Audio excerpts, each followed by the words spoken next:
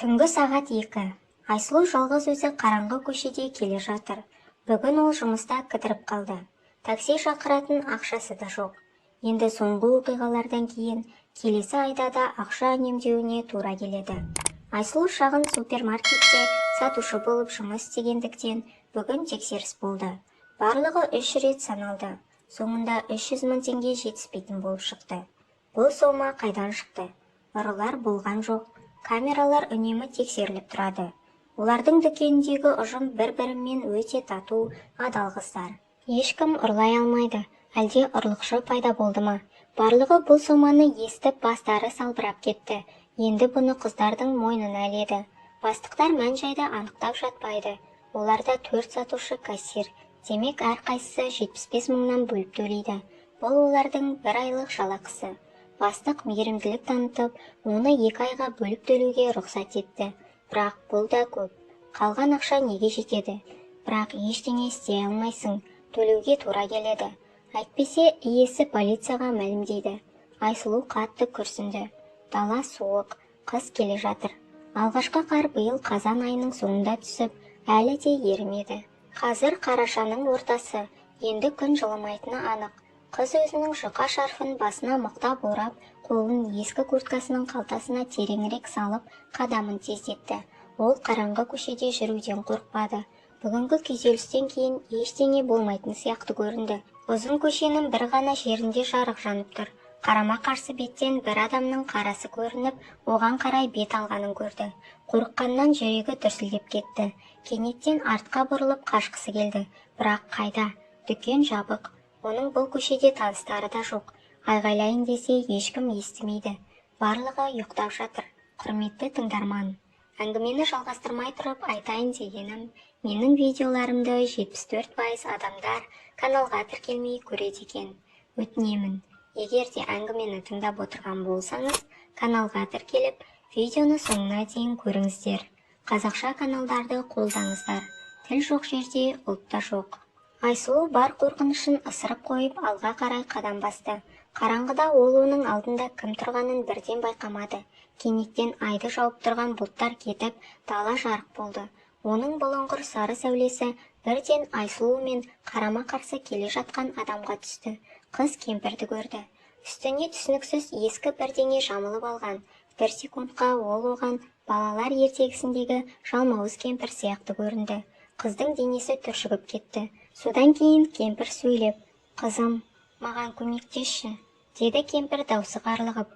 «Үйіме жетуге шамам болмай тұр. Мені үйіме апаршы». «Қай жаққа?» Айсұлу дірілдеп әрең сөйледі. «Осы жақын жердегі зиратқа. Мен сонда тұрамын». Оны естіген Айсұлудың шашы тік тұрды. Оның алдында кім тұр? Аруақ па? Айсұлу не істеу керектігін ойлады. Қорқынышты әңгімелер мен фильмдерде көргені есіне түсіп кетті. Ең бастысы оны ашуландырмау керек деген ой келді. «Әже, қандай зират?» деп сабырлы болып көрінуге тырысып сұрады. «Мен оның қайда екенін білмеймін», деді. Қайда екенін білсе де өтірік айтты. Осы көшеден өтіп, содан кейін оңға бұрылып жүре берсең, ескі қалалық зиратқа тап боласың. Бұл зират қаланың ортасында орналасқан. Бәрі оған үйреніп кеткен. Назарда аудармайды. Ол ескі зират. Ол жерге қазір ешкім жерленбейді. «Мен саған өзім көрсетемін, қызым. Сен маған көмектессең болды», деді ол қызға таяқ ұстаған қолын созып. «Кет, кет әрі», деп айғайлады қыз. «Жаратушым, көмектес», деп аузына келген дұғаларын айта бастады. Қорыққаны соншалық аяқ қолдары дірілдеп, сабырлы болып көріне алмады. Ол кемпірден қашып құтыла алмайтынын түсінді. Аяқтары жерге жабысып қалғандай болды. «Балам, мен сені қорқыттым ба?» «Ой, қызым-ау, кешірші», деді бейтаныс адам. «Сен мені өлген адам деп ойладың ба?» «Мен тірімін, тірі. Әлі өлген жоқпын. Есімнен де адаспадым. Мен тек зиратта тұрамын. Онда ескі зират күзетшісінің үйі бар. Менің атым Назира». «Құдайым-ау, мен не дедім? Жаным-ау, сен есіңнен танып қалайын деп тұрсың. Сені шошытып алдым-ау, алжыған кемпір», деп кемпір айғайлап басын шайқады. Тағы да бір нәрселерді айтып сөйледі. Айсұлу ақырын есін жия бастады. Тірі адам сияқты. Балалық шағында қорқынышты фильмдерді аз көруі керек еді. Айсұлу балалар үйінде өсті. Олар кейде ақырын ғана теледидар тұрған бөлмеге кіріп, болып жатқан қорқынышты фильмдерді көретін. Күзетші ағай қорылдап ұйықтап жатқан кезде, ал кезекші мұғалім де білдірмей сол кезде үйіне қашып кететін. Кейде түнде теледидардан осындай кемпірлер туралы әңгімелер де айтатын. Өте қорқынышты, бірақ бұл басқа әңгіме, басқа кемпір болды. Кешіріңіз, деп күрсінді Айдана. Сіз күтпеген жерден шыға келгесін, мен не ойларымды білмедім. Иә, мен өзім кінәлімін, деп күлді кемпір. Қатты тоңып, басым ауырып, не айтып не қойғанымды білмеймін. Содан кейін Айсұлу айдың жарығында бұл Назира әженің қорқынышты емес екенін, қолында ағаш таяғы бар, тозған куртка киген қарапайым кемпір екенін көрді. Ал сіз неге зиратта тұрасыз? Қыз таңғалды. Сіздің үйіңіз қайда? Туыстарыңыз? Менің ұлым бар, пәтерім де бар. Тек ұлым мені көшеге қуып жіберді. Мен қайғыдан күйеуімнің қабіріне бардым. Сол жерде қаламын деп ойладым. Бірақ жоқ, мен әлі Құдайға керек емес екенмін. Мені сол жерден бұрынғы күзетші көрді. Оны жұмыстан шығарыпты. Ол енді ол жерде жұмыс істемейді екен. Ал зират аумағындағы үй бос тұр екен. Бұл мейірімді адам менің баратын жерім жоқ екенін біліп, сол жерде тұра тұруды ұсынды. Менің ол жерде тұрып жатқаныма 3 ай болды. Үйдің қабырғалары жұқа, бірақ жоқтан жақсы. Пеші бар. Қандай сұмдық, деп күбірледі Айсұлу. Ал түн ішінде мұнда не істеп жүрсіз? Ой, қызым-ау, менде ес бар дейсің бе? Мен дүкенге барғам, анау тұрған азық-түлік дүкеніне. Серік болсын деп көшедегі мысықты асырап алғанмын. Оны да мен сияқты біреулер далаға лақтырып тастапты. 1 айдан бері біргеміз. Оның ішетін сүті таусылыпты. Мияулап қоймағасын, кешкі сағат 8-ге таман сүт алуға шықтым. Мен мұнда жеткенше біраз уақыт өтті. Одан оны сатып алып, дүкеннен шыққасын, өзімді жайсыз сезіндім. Үйдің қабырғасына сүйеніп, асфальтта отырдым. Тіпті ешкім де жақындаған жоқ. Менен не болғанын да сұрамады. Бір жұқпалы аурумен ауыратындай менен айналып қашты. Енді кішкене жақсарған сияқтымын. Сосын көшеде бір қыздың келе жатқанын көрдім. Сені қорқытқаным үшін кешір. Үйіме дейін жете алмайтынымды түсініп тұрмын. Жүрегім қатты соғып, тыныс алуым қиындап тұр. Айсұлу жедел жәрдем шақыруды ұсынды, бірақ Назира әже бас тартты. Олар оны бәрібірде алып кетпейді. Қартайғаннан бәрі. Енді бізден не сұрайсың, деп айтады. Мен оларды бұрын шақырғанмын, білемін, деп мұңайып күлді кемпір. Ал жарайды онда. Бәрін білдім. Сіз елес емес екенсіз. Онда зиратқа барайық. Мен ол жерде ешқашан болған емеспін. Қорқынышты шығар, я? Оның несі қорқынышты? Деп күлді Назира әже. Тірі адамдардан қорқу керек. Өлгендер не істей алады дейсің? Айсұлу өз-өзіне келіп кемпірге қолын созды. Далада суық жел соғып тұр. Аяз күшейіп келеді. Аяқтарының астында қар сықырлайды. Аспандағы ай біресе жоғалып, біресе көрініп жарық болып тұр. Жас пен кәрі әйел зиратқа қарай жүріп келеді. Сырттан қарағанда бұл сәл оғаш, тіпті қорқынышты көрінеді. Шын мәнінде қорқынышты ештеңе болған жоқ. Тек бір адам екіншісіне көмектесті. Назира әже зираттың басты қақпасына келгенде қоршаудың бұрышына қарай бұрылды. Олар аздап жалғыз аяқ жолмен жүрді. Кемпір кішкентай құлыптың тартпасын алып тастап, олар өлілер патшалығының ішіне кірді. Айсұлу бұрын келіп көрмегесін қатты қорқынышты болды. Қараңғыда бәрі одан сайын қорқынышты болып көрінді. Жақын жерде күзетшінің үйі көрінді. Әйелдер сол үйге кірді. Бұл шағын үй екен. Суық дәліз және шағын бір бөлмесі бар. Назира әже жарықты жақты. Қарапайым үй, пеш, диван, үстел, ескі шкаф. Ескі орындықта ала мысық ұйықтап жатыр. Вау, қандай әдемі мысық, деп күлді Айсұлу. Я, әдемі, деп келісті Назира әже. Ала мысық. Кімнің далаға лақтырып жібергені белгісіз. Әлде иесін жоғалтып алды ма екен? Пш-пш-пш. Мысығым, саған сүт әкелдім. Мысық үй иесінің даусын естіп, көзін ашып, қолдарын созып, орындықтан әрең тұрып, табақшадағы сүтті иіскеп ішкісі келмеді. Мынаны қара, деді әйел. Мен сенің кесіріңнен жан тапсыра жаздадым, ал мұның ішкісі келмейді. Айсұлу күлімсіреді. бірақ езуін тез жиып алды. Ол енді зираттан үйіне қалай жалғыз оралатынын, енді бұл жолы не болатынын ешкім білмейтінін түсінді. Айсұлу, деді Назира әже қыздың ойын оқығандай. Енді сені осында әкелгенім үшін мен жауаптымын. Бүгінше осында қона сал. Әлде үйіңде біреу алаңдап күтіп отырма? Егер біреу алаңдаса, осылай түнде жалғыз жүрер ме едім, деді Айсұлу басын шайқап. Мен жалғыз тұрамын. Мен балалар үйінде өскенмін. Жарайды онда, бүгін осында қал, ал таңертең кетерсің. Мұнда жазылмалы диван да бар. Қаласың ба? Айсұлу тек иығын көтерді. Бәрі біртүрлі болып көрінді. Жұмыстан шықты, зиратқа келді. Назира әже дұрыс айтады. Осында қалғаным дұрыс шығар. Қызым, мүмкін шай ішіп алармыз, деп кемпір ұсынды. Айсұлу жауап ретінде басын изеді. Содан кейін олар кішкене үстел басына отырып, қолдан жасалған бәлішпен шай ішті. Назира әже оны күндіз пеште пісіріпті. Кемпір өзінің өмірі туралы айтып берді. Оның марқұм күйеуі жалғас акиматта жұмыс істепті. Назира әже де сол жерде кеңседе қызмет етіпті. Жалғыз ұлдарын бетінен қақпай өсіріпті. Нұрлан мектепті бітіріп, әскерге кетеді. Содан кейін сол жақта жұмыс істеп қалып қояды. Сол жақта бір қызбен танысып, соған үйленеді. 2 жыл бұрын күйеуі жалғас қайтыс болды. Оны осы зиратқа жерледі. Нұрлан туған қаласына көшіп келді. Анамды жалғыз қалдырмайын. Ол жақта жалдамалы пәтерден пәтерге ауысып шаршағанын айтты. Назира бірден бір шикіліктің барын түсінді. Ұлы ішімдікке салынып кетіпті.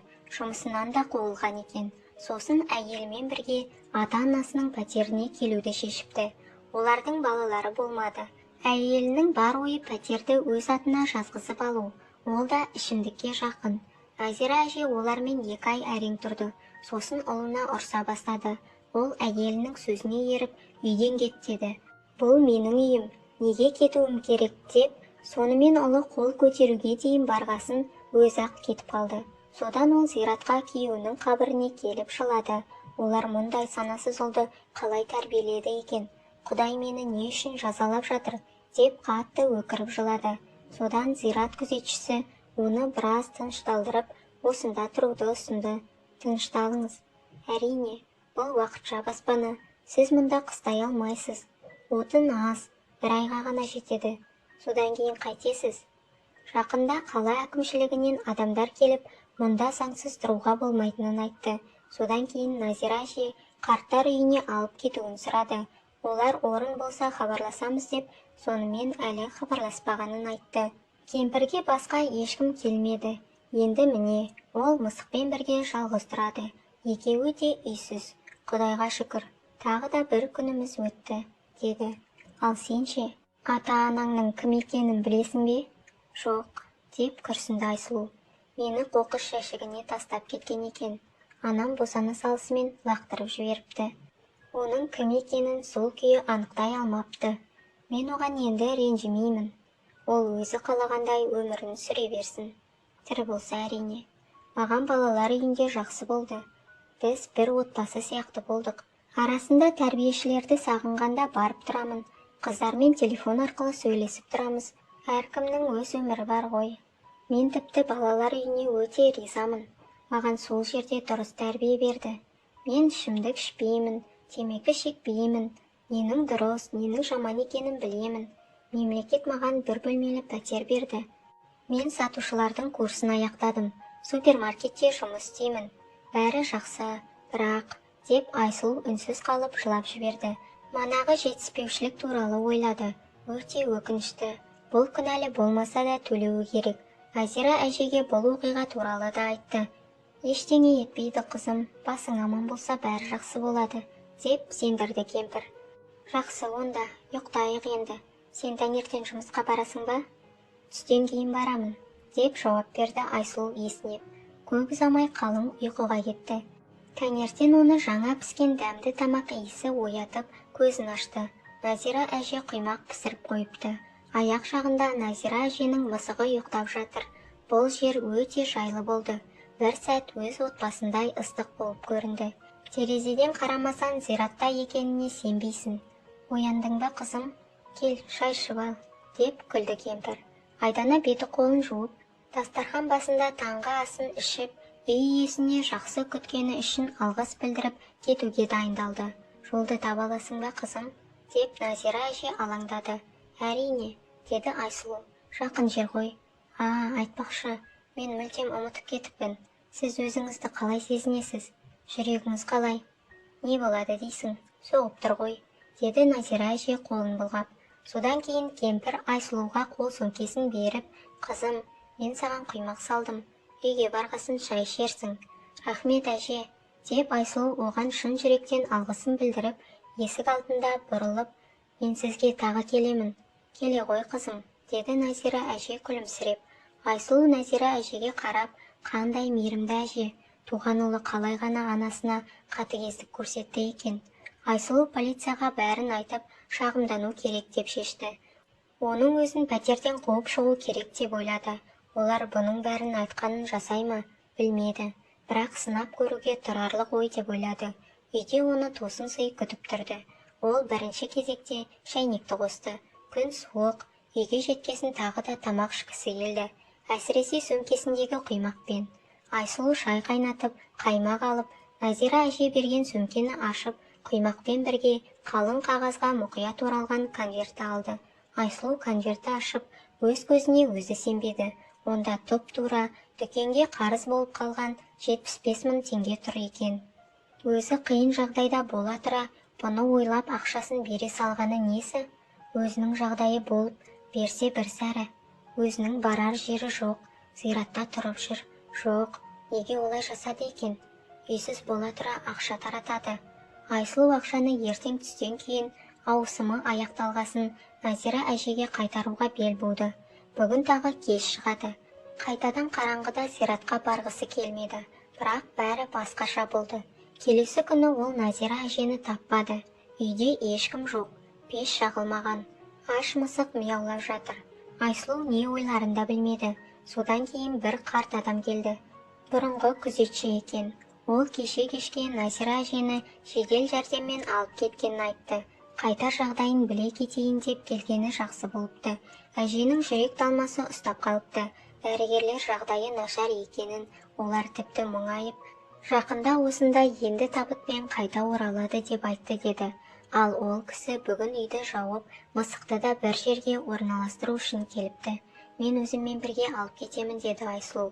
Осылайша енді ала мысық бір бөлмелі пәтерде жаңа баспана тапты. Ал Айсұлу Назира әжені қайда апарғанын біліп, тездетіп сол ауруханаға барды. Жедел жәрдем дәрігерлері қателескен екен. Ол зиратқа тұрақты тұрғын ретінде баруына әлі ерте екен. Назира әженің жағдайы жақсарып келеді. Сонымен қатар Айсұлу күнде үйден жеміс-жидек пен ыстық сорпа жасап апарып тұрғасын, бойына қан жүгіріп тезірек жазылды. Бір келгенінде Айсұлу әжені әңгімеге тартып, Назира әже, неге маған құймақ салған сөмкеге ақша салып жібергенсіз? Деп сұрады ол ашуланып. Сіздің өзіңізге де керек қой. Бұл сіздің зейнетақыңыздан жинаған ақшаңыз шығар. Жоқ, қызым, маған қарағанда саған керек, деп жауап берді кемпір. Болды, сөзді көбейтпей оларды бастығыңа бер. Иә, зейнетақымнан жинаған ақшам. Қыста тұратын пәтер жалдаймын деп ойлағанмын. Айсұлу, міне, сондықтан да оларды қайта алыңыз. Мен өз мәселемді өзім шешемін. Мен сол кезде сол ақшаны саған беруді шештім. Қайтып алмаймын енді. Ол ақша маған қажет те бола қоймас. Маған әлеуметтік қорғау ұйымынан адамдар келді. Олар маған қарттар үйінен орын тапқанын айтты. Міне, мен ауруханадан бірден сол жерге барамын. Ал сен, қызым, мына ақшаны бастығыңа бер. Сосын бұл жұмысыңнан шық. Ол жақсы жер емес сияқты. Меніңше бастықтарың сендерді ақымақ қылып, үстілеріңнен пайда көріп жүр. Шынымды айтсам, біз де қыздармен солай ойлаймыз, деп күбірледі Айсұлу. Ол үнсіз қалып ойланды. Сол күнгі зират басындағы үйде оянған таңды есіне алды. Назира әже пешке Айсұлуға арнап құймақ пісіріп жатыр. Ешқашан болмаған әжесі сияқты. Қыздың жүрегі қысылып кетті. Ол не істеу керегін енді түсінді. Назира әже, мүмкін сіз менімен бірге тұрарсыз.